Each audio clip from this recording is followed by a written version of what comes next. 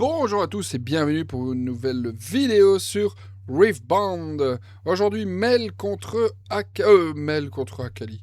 Oh, n'importe quoi. Mel contre Leblanc. Je me mélange dans mes vidéos. Très intéressant. Mel contre Leblanc. Ça devient rare de voir du Leblanc. Donc c'est très chouette. C'est une légende que j'ai jouée. Donc je suis très content de l'avoir. Donc Mel commence par... Leblanc commence par son Sentry T1. T2 T1 les tentacules pour Mel et T2 Sentry copié en défaussant avec le pouvoir de la légende. On pose le nouveau T2 de le blanc. Donc le Escaped Greyback, vous sacrifiez une unité, vous l'empower, il a +2. Résultat, il a immédiatement suicidé le token de Sentry et il a pioché. Et résultat, évidemment, grâce au Spar Spring, il a ramené en bas son token qui était redressé. Il a été conquiert à droite, donc il a pris son double conquiert. Bon, Mel, il joue la championne inhabituelle. Personnellement, moi, je la préfère. Donc pour l'empower, vous devez défausser un sort. Et vous pouvez bannir une unité de 3 ou moins d'un BF. Et c'est une 5 pour 4. Donc déjà, contrairement à l'autre, elle ne recycle pas. Par contre, vous devez défausser un sort. Donc ça, au lieu de piocher une carte contrairement à l'autre, vous en défaussez une, mais vous bannissez une trop moins. Il a banni le Sentry, résultat, le Sentry ne pourra plus revenir de la game. Quelque chose qui est très très bon pour Mel. Résultat, Mel a empower sa légende également, vu que quand tu empower quelque chose, tu empower la légende. Elle a été chercher le BF à droite. Le BF à droite, quand il y a un combat, les deux joueurs gagnent un incolore. Il ramène son mob en base grâce à l'effet du Starspring. Il pose le mixologiste et il envoie 5 de might à droite. En réponse, avec la rune incolore qu'il a eue, il fait un petit stacket deck. Résultat, le blanc a deux runes open. Une open plus un incolore. Si elle conquiert, elle peut copier la bestiole. Ce qui pourrait être intéressant si elle a sacrifice. Sinon, à part rajouter 5 de might dans le BF, il n'y a pas vraiment grand intérêt à défausser une carte pour copier. Après, vous pouvez copier sur le hold au prochain tour le mixologiste s'il ne se fait pas Starcross. Évidemment, Starcross est la pire carte contre le deck. Le blanc, et résultat, il faut absolument que Mel arrive à rentabiliser un Starcross. Il a fait une copie temporaire, donc certainement qu'il a le sacrifice. Il aurait pu sacrifier déjà maintenant pour ne pas prendre le sort de classe. Il ne le fait pas, peut-être qu'il n'a pas sacrifice. Il a défaussé un Cartus. À mon avis, il a sacrifice, parce que sinon, je pense qu'il n'aurait pas mis le mixologiste. Et il n'aurait pas copié à droite. Donc il a deux cibles à sacrifice.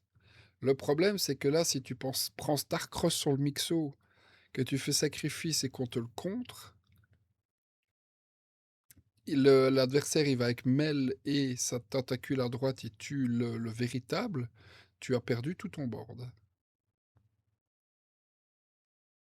Et Mel, il lui reste le compte, le Starcross, il lui reste encore 3 runes open.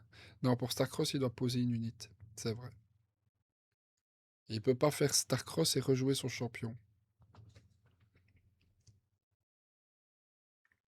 Alors, qu'est-ce que tu fais là? Tu pourrais déclencher le sacrifice juste en utilisant l'effet de ta légende sur le mixo. Du coup, il serait obligé de répondre sacrifice, voilà. Contré. Pas contré. Ok, du coup, il rune 1, il pioche 2. Très bonne opération du coup pour pardon, pour le blanc. C'était risqué. C'était très risqué.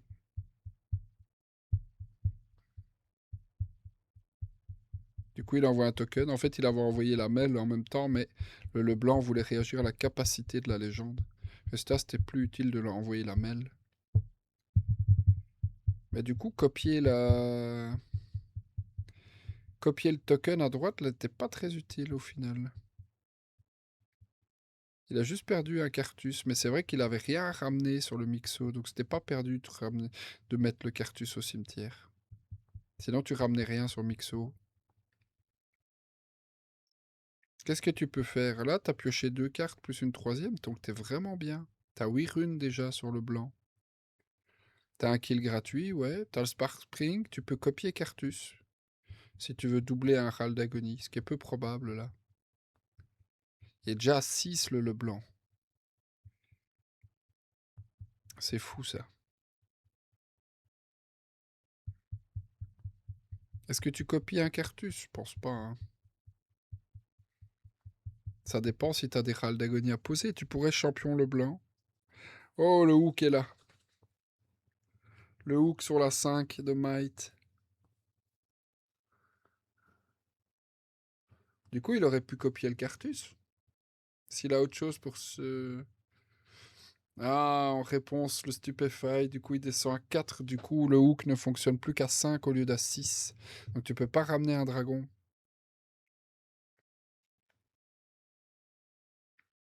Tu peux pas ramener un Rex non plus. Il ramène un T1. C'est très mauvais. Il le met dans le BF, donc effet du BF, il ramène Cartus en base. Il repaye 3. Non. Il pourrait jouer son champion le blanc, en vrai, hein.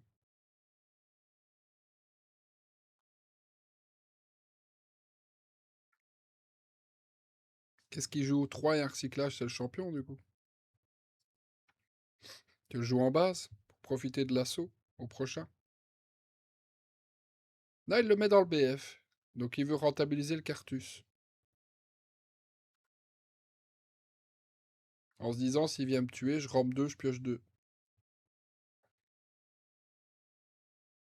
Après, là, t'as un Starcross sur Cartus, et puis tu vas conquérir le BF.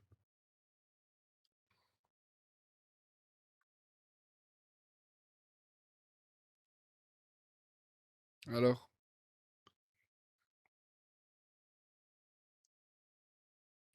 il donne -2, ok. Il a payé 3, pourquoi? Pour Empower, ok, d'accord. Il va pas tuer Cartus? Ok, double pioche, double rampe.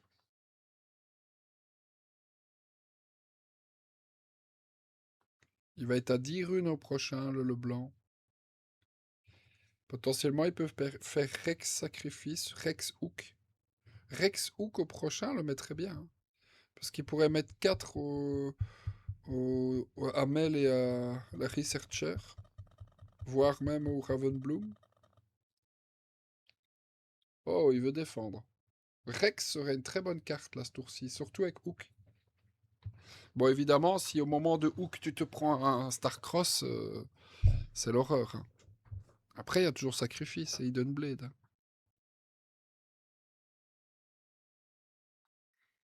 Il va chercher une carte pour un. Il la flow. Il rejoue pour 2, il garde 3 open. Donc les 3 open, c'est Starcross. Qu'est-ce qu'il joue pour 2? Il repose un Ravenbloom. Il repose un Travelling Marchand, ok. Bon, il y a 6 runes open, 10 runes open et 7 cartes en main. Là, tu essayes de poser un Rex et de le péter avec le Hook, mais tu prends Starcross en réaction de la capacité de Hook. Ouais, c'est ça, un 6, ouais, c'est forcément Rex, hein. Tu tentes le Ravenbloom?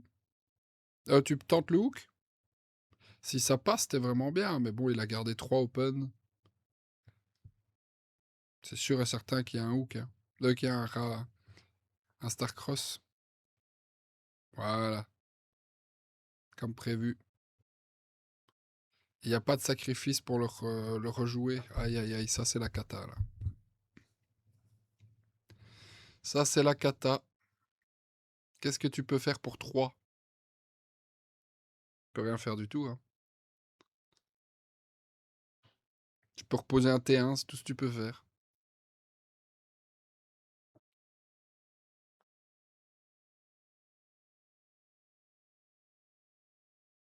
Alors,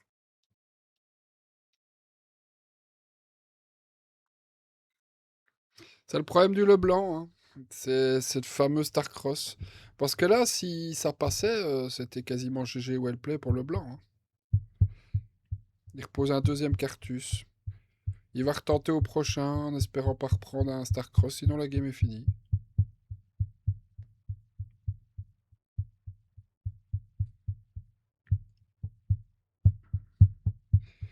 Comment tu fais pour gérer ça, hein? C'est le problème, hein, de le blanc dans la méta. Progress D? Waouh! Ça, c'est rare de voir. C'est très rare de voir une mail avec Progress D.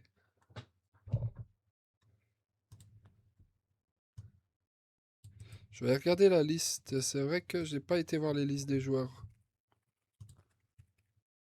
Alors, la liste de mails.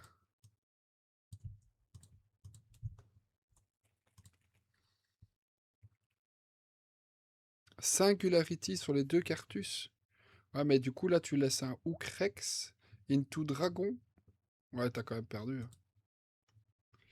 Ouais, là, en fait, tu t'en fous de laisser, hein. Il y a un Fizz, il y a un Progress D, un Singularity. Il y a deux Time Warp. Ouais, avec Time Warp, Mel, elle peut assurément finir la game, là. Ouais, je vois pas comment il revient. Tu peux payer 6 Hook, mais ça te coûte 7 runes. Il te resterait 2 runes pour le reste du tour. Tu mets les 4 dégâts sur la Mel pour l'empêcher de conquérir, mais il y a Watcher Accelerate, il y a Time Warp qui te fait perdre. Tu peux pas faire Cartus plus Rex. Tu peux Watcher Accelerate, hein. Il y a les conquiers à droite. Et puis, il te resterait une rune open si t'attaques. 3, 6, 7, 8. Il te resterait 2 runes. Tu peux hook ton Watcher et ramener un dragon tuer à gauche. Tout ce que tu peux faire. Watcher Accelerate. Tu prends le BF de droite. Oh, il tente le... Il tente le Herald. Ok. Bah, tu ramènes un dragon de ta main et tu ramènes un dragon du deck. Tu tues les deux de droite, t'as quand même perdu sur Time Warp et Watcher, hein, dans tous les cas, hein. Ouais, il ramène ça, il ramène un dragon. Ouais, t'as quand même perdu sur Watcher et Time Warp. Bah voilà. Ah bah GG. Deuxième game.